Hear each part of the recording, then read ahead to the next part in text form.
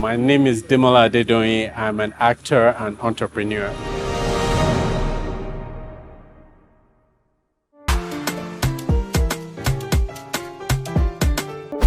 Performance has always kind of come naturally to me in the sense that I was a good mimic growing up. I used to memorize Eddie Murphy's Raw, and even though my elder sister would kick me in the bum for swearing in the house, they would call me back and say, do Eddie Murphy's Raw, and they would say, do Michael Jackson Thriller, and because I had all the routines memorized. So I started performing very early without really knowing it.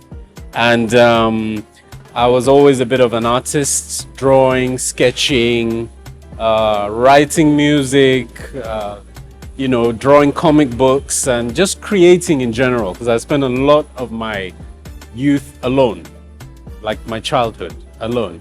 So it's always kind of been there. Even though I rejected roles, people actually offered me roles. I run a multimedia production company, and part of my job is to create content for people to use in their advertising campaigns. So I was offered the opportunity to write some programming for a new TV channel that was coming up. And I was to write programming, and I was to write a fictional football show. So I wrote the show about a coach and his rivalry with an actual player. And it was kind of like old versus new kind of a theme to it. And out of the blue, he asked me to play the coach. And I said, no, thank you. I am here to write. I'm not here to be an actor. No, thank you. And people offered me roles in ads and stuff, and I turned them down. I wish I'd taken all of them now.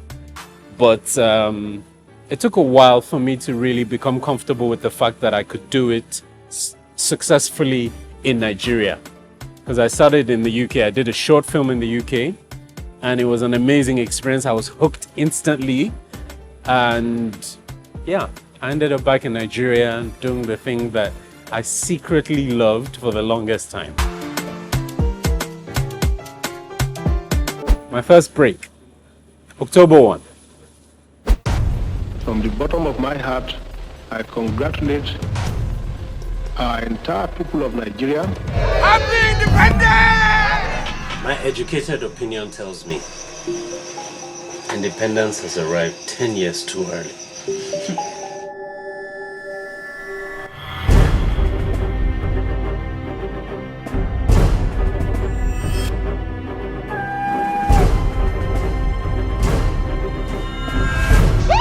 There's been a murder.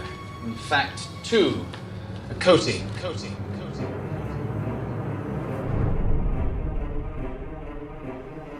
Okay. We found another body. We are dealing with premeditated murder in the first degree. I'm imposing an 8 p.m. to 6 a.m. curfew on Akute.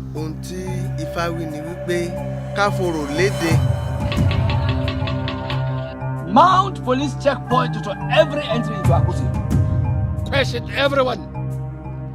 Find out anything unusual, and if by chance you come into contact with the killer, you must blow your whistle. He will keep on killing until his thirst for blood is quenched. We have to smoke him out from wherever he receives sanctuary. Who is that? Sumonu, the palace guard, sir. Apprehend him! Sumanu! Throw! Can't you see me?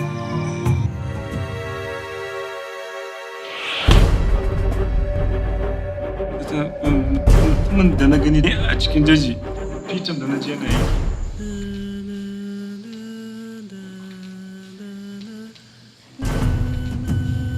God save the queen. That is why I want a little more time. Unnecessary. Transfer him to a Godi prison in Ibadan tomorrow. They'll take it from there. But that is not right. How dare you! How dare you, sir? Is the case in Enugu not bad enough?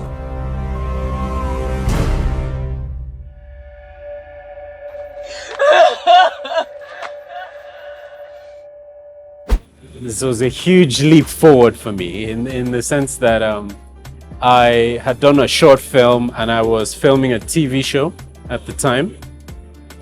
We had no idea when that was going to come out. There were lots of problems during shooting. It was a very ambitious effort, and trying to do anything generally ambitious in Nigeria is a huge task, you know, Murphy's Law and all that, you know. So I was shooting this TV show and I was offered a role in October 1. And this is a movie that went on to so many international festivals, went to Japan, it went, you know, Europe, China, you know, of course, Africa, went all over the world, the USA, and it brought a lot of attention to what I was trying to do, which is kind of change the perception of actors in Africa and change the way they're seen, because most actors are really seen as like a flash in the pan and not really dedicated to the craft of honing a character and the psychological attributes that come with that.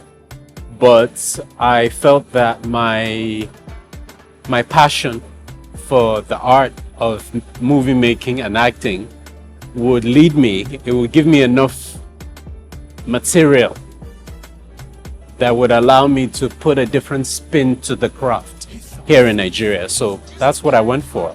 I wouldn't say picky, but I try to fish out quality over quantity when it comes to selecting the work. And it's been that way since October 1. That was the big break for me.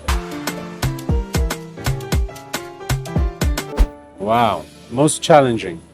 Most challenging would have to be Knockout Blessing. I played the role of a one-eyed assassin who is he's completely different from me in every way. So you don't go back for market like I tell you? Hey! So you won't be senator?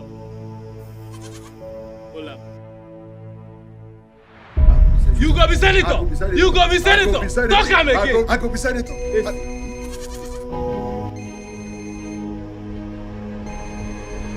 When don't your hand? Blood of Jesus.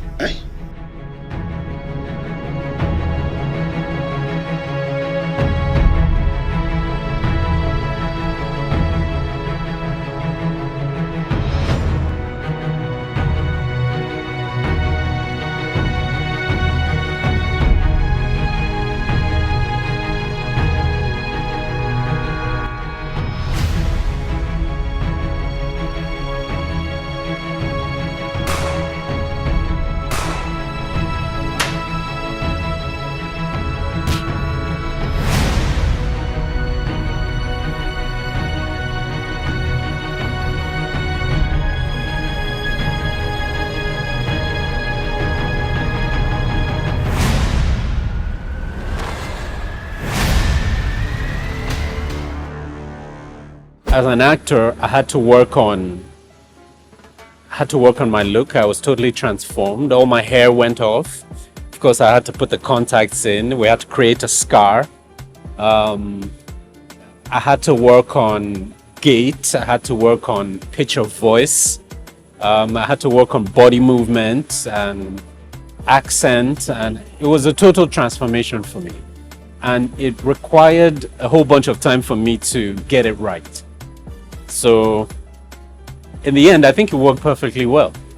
You know, everyone that's seen the film is always very surprised to see me in person if they've never seen me before.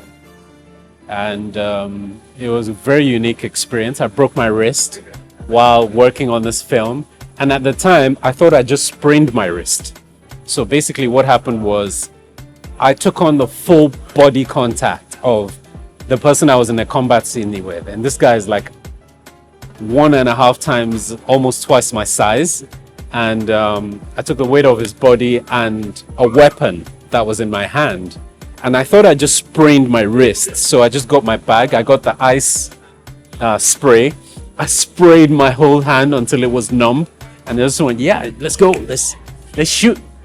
I didn't know what happened until I noticed that my hand wasn't healing as quickly as it usually does. I'm usually a fast healer, and it just wasn't healing. So I did an x-ray, and the whole thing had shifted to one side. And, you know, I really had to take a break for a while from going to the gym and all that. I focused on cardio when it came to working out. I totally gave up weights and martial arts, and, you know, all the stuff I was doing before the film, I had to totally stop. So that was the most challenging one so far. Very transformative. What would I say was an inspiration? I would say someone as hapless as Fredo Corleone. If you ever saw The Godfather, he is a very tragic character, the character I play in King of Boys. I found him to be a very emasculating character because he is a person who has no idea what his family goes through to make the money that he spends freely. He's an addict, he's a hedonist, he's gormless, you know, he's a coward in many ways. So it was a challenge for me to let my ego give me permission to play this role. And Kemi Adetiba is someone that knows 100. This is it sounds a bit ironic when you say this about a good director, that they know what they want or whatever, but it's actually a special gift to be decisive enough and to have enough mental clarity to say, I want it to be done exactly like this, to the nuance, to the exact nuance.